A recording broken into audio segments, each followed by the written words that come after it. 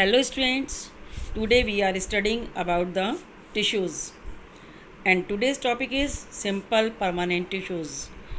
In the previous videos, we have learned about the tissue. What is tissue?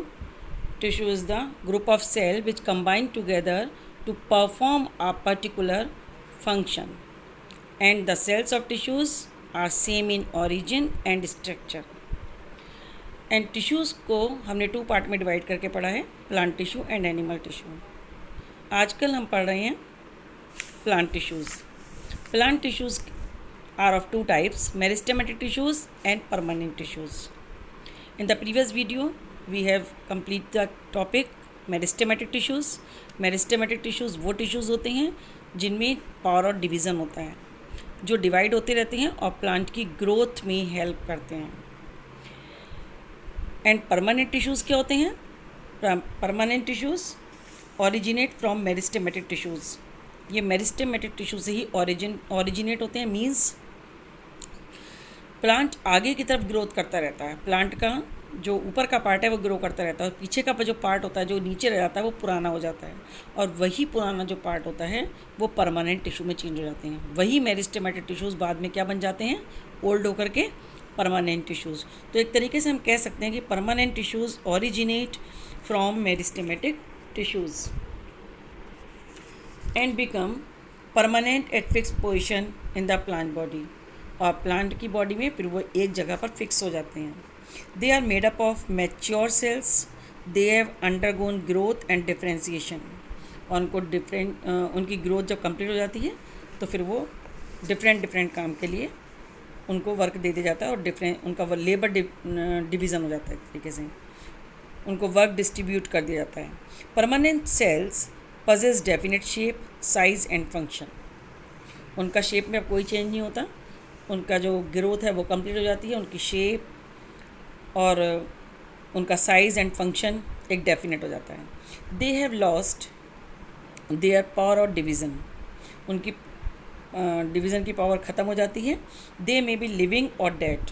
ये living भी हो सकते हैं और डेड भी हो सकते हैं। The living permanent cells are large and usually possess thin walls enclosing vacuolated cytoplasm. जो लिविंग सेल्स होती हैं, लिविंग परमानेंट सेल्स, उनका न्यूक्लियस साइज़ में बड़ा होता है और उनकी जो सेल मेम्ब्रेन होती है वो बहुत थिन होती है। और जो डेड परमानेंट सेल टिश्यूज़ होते हैं उनकी सेल मेम्ब्रेन बहुत हार्ड हो जाती है और जो साइटोप्लाज्म होता है वो बिल्कुल ड्राई हो जाता है विदाउट साइटोप्लाज्म।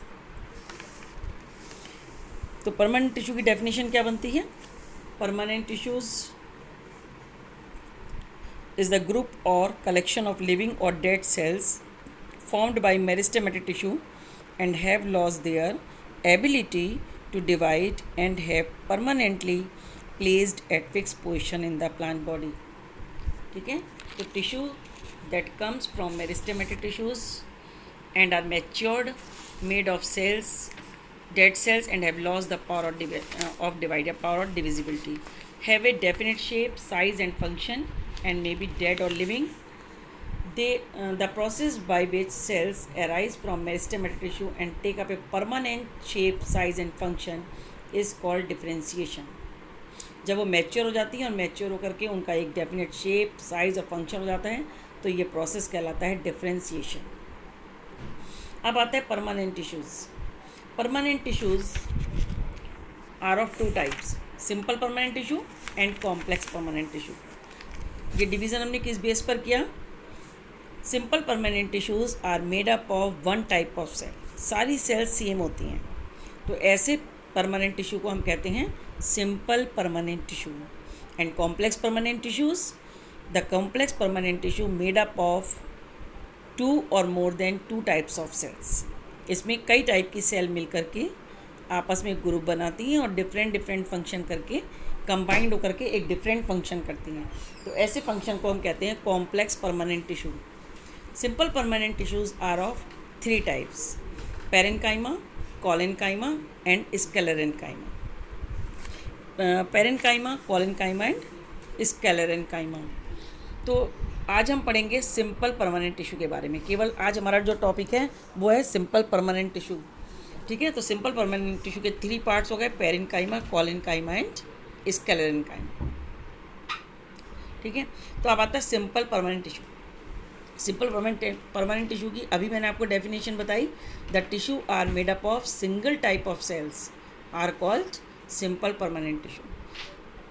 नेक्स्ट इज, अब जो पेरेन्काइमा टिश्यू है, पेरेन्काइमा टिश्यू के डिफरेंट फंक्शंस होते हैं और डिफरेंट जगह पर पाए जाने के कारण और कुछ इनके अंदर जो चेंजेस आ जाते हैं उसके बेस पर इनके फंक्शन अलग हो जाते हैं और इनका नेम भी अलग हो जाता है। जैसे कि आपको 3 टाइप्स के ये टिश्यूज़ नज़र आ रहे हैं, जिसमें जो पेरेन्काइमा में अगर क्लोरोप्लास्ट भी प्रेजेंट होता है, अगर किसी पेरेन्काइमा में क्लोरोप्लास्ट भी प्रेजेंट होता है तो ये फोटोसिंथेसिस का वर्क करते हैं, फोटोसिंथेसिस में हेल्प करते हैं।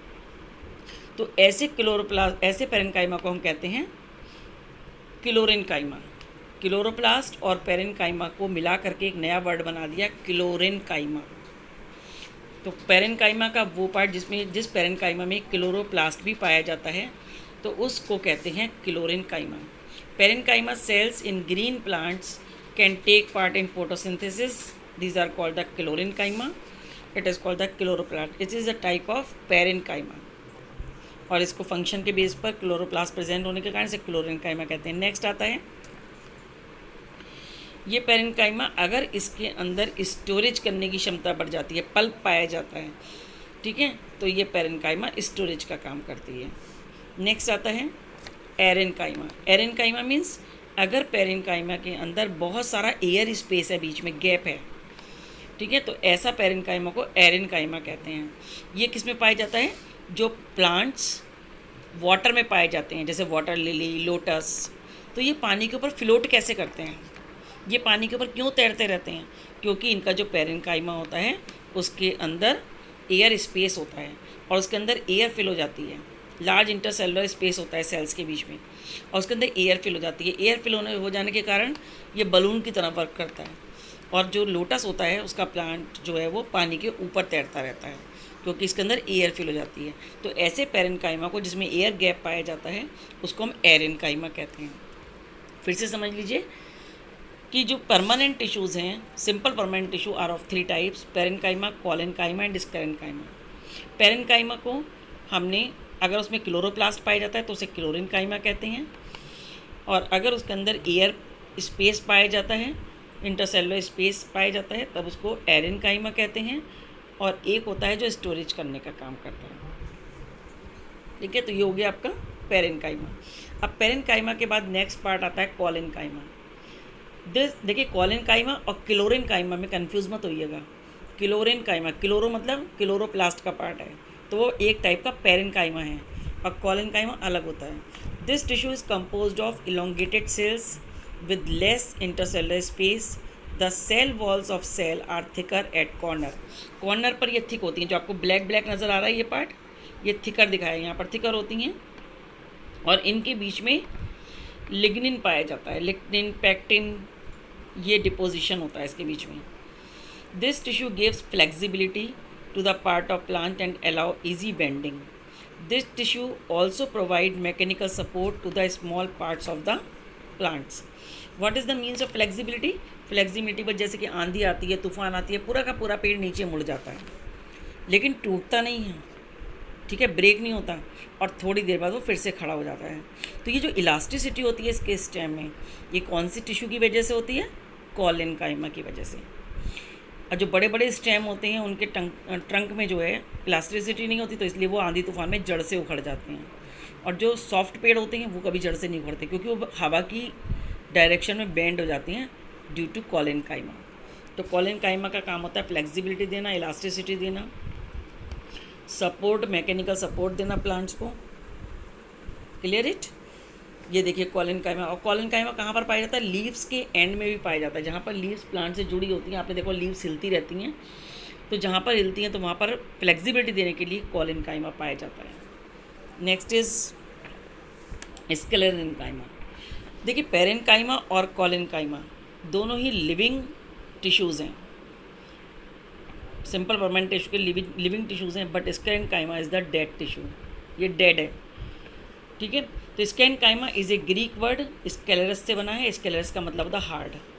ये क्या क्या बनाता है देखिए, इसके दो पार्ट होते हैं, इसके स्केलेरिट्स और फाइबर। स्केलेरिट्स जो होता है इसको हम स्टोन टिश्यू भी कहते हैं। स्टोन टिश्यू क्या होता है, जैसे कि आपने ड्राई फ्रूट्स देखे होंगे, तो आपने अखरोट देखा होगा, बादाम देखा होगा, आपने देखा होगा उसका जो कवर होता है वो कितना हार्ड होता है, इतना हार्ड, स्टोन की तरह। तो इसीलिए स्केलेरिट्स को स्टोन सेल्स भी कहते हैं, क्योंकि जो सीड कवर होता है जैसे कि ड्राई फ्रूट्स का, या फिर आपने देखा होगा कोकोनट का, तो कितना मोटा होता है कि आप उसको हैमर से तोड़ते हो, तो वो इतना हार्ड होता है। तो वो किसका बना होता है, स्केलेरिट्स का, स्क्लेरेनकाइमा के स्केलेरिट्स का बना होता है। इसीलिए स्केलेरिट को हम स्टोन सेल्स भी कहते हैं। ये इतनी हार्ड होती हैं और डेड होती हैं। ये लिविंग पार्ट नहीं है प्लांट का। तो जितने भी ड्राई फ्रूट्स होते हैं उनके कवर होते हैं, जैसे मूंगफली का कवर है, या आपका बादाम का है, या आपका अखरोट का है, या कोकोनट का है।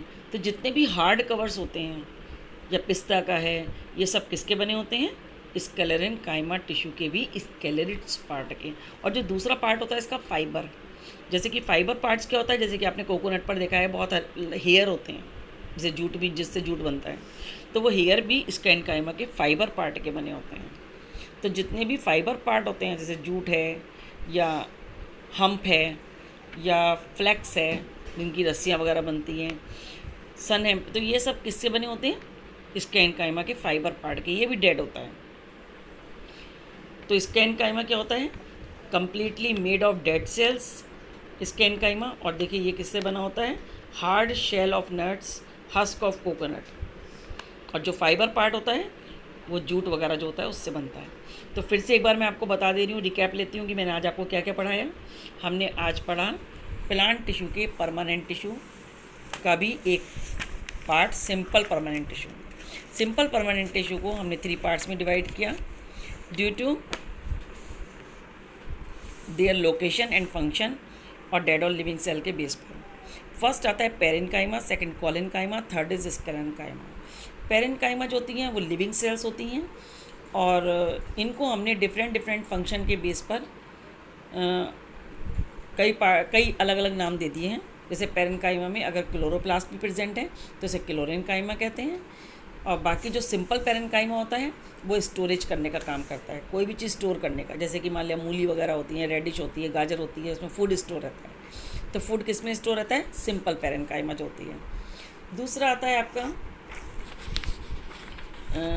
नेक्स्ट आपका आता है कोलेनकाइमा, वो एरेनकाइमा। एरेनकाइमा क्या होता है, अगर पेरेन्काइमा में एयर गैप्स पाए जाते हैं बीच में, जैसे कि जो फ्लोट करने का काम करते हैं प्लांट, जो फ्लोट होते हैं, तो उनमें पेरेन्काइमा में एयर गैप पाए जाते हैं, जिससे वो प्लांट को पानी के ऊपर तैराते रहते हैं, फ्लोट कराते रहते हैं। तो पानी के अंदर वो डूब नहीं पाते हैं। जैसे वाटर लिली, लोटस, जितने भी प्लांट्स वाटर में पाए जाते हैं, तो उनके अंदर जो पेरेन्काइमा होता है वो एरेनकाइमा होता है, उनके अंदर एयर गैप भी होता है, तो उसको हम एरेनकाइमा कह देते हैं। नेक्स्ट आता है कोलेनकाइमा। कोलेनकाइमा क्या होता है, कोलेनकाइमा फ्लेक्सिबिलिटी देने का काम करता है। इसके कॉर्नर्स थोड़े थिक होते हैं, और पैक्टिन और लिग्निन से, लिग्निन का डिपोजिशन होता है इनके ऊपर, और ये फ्लेक्सिबिलिटी, बेंडिंग, इजीली बेंडिंग, और जहाँ पर लीव्स हमारी मूव करती हैं, लीव्स हिलती हैं एक जगह से दूसरी जगह पर, उस जगह पर पाया जाता है। फ्लोर में, फ्लोर जहाँ से जुड़ा रहता है प्लांट से, तो जहाँ से भी बेंडिंग होती है लीव्स की, फ्लावर्स की, स्टेम की, सब जगह पर कोलेनकाइमा पाया जाता है। एंड लास्ट आता है स्क्लेरेनकाइमा। स्क्लेरेनकाइमा डेड सेल से मिलकर बना होता है। ये डेड सेल्स का टिश्यू होता है। इसके 2 पार्ट होते हैं, स्केलेरिट्स एंड फाइबर। स्केलेरिट्स को हम स्टोन सेल भी कहते हैं। ये बहुत हार्ड होता है, और इससे मेनली सीड कवर बनते हैं। जितने भी सीड्स हैं उनके कवर बनते हैं, बहुत हार्ड होता है, स्टोन की तरह, जैसे कि कोकोनट का हस्क, या फिर जितने भी ड्राई फ्रूट्स हैं उन सब के कवर। और जो नेक्स्ट आता है फाइबर, तो फाइबर से हमारा जूट है, या जितने भी हेयर लाइक स्ट्रक्चर पाए जाते हैं प्लांट्स में, वो सब इससे बनते हैं। तो इस तरह से आज हमने पढ़ा simple permanent tissue. Next video में हम लेंगे कॉम्प्लेक्स परमानेंट टिश्यू, और इस तरीके से हमारा प्लांट टिश्यूज़ कंप्लीट हो जाएगा नेक्स्ट वीडियो में। इसको अच्छे से पढ़ना। उम्मीद है कि आपको कुछ इन्फॉर्मेशन मिली होगी अच्छी, ठीक है। ध्यान से इसको स्टडी करिएगा, और नोट्स जो हैं वो अपनी नोटबुक में लिख लीजिएगा जो मैं भेज रही हूँ। ओके।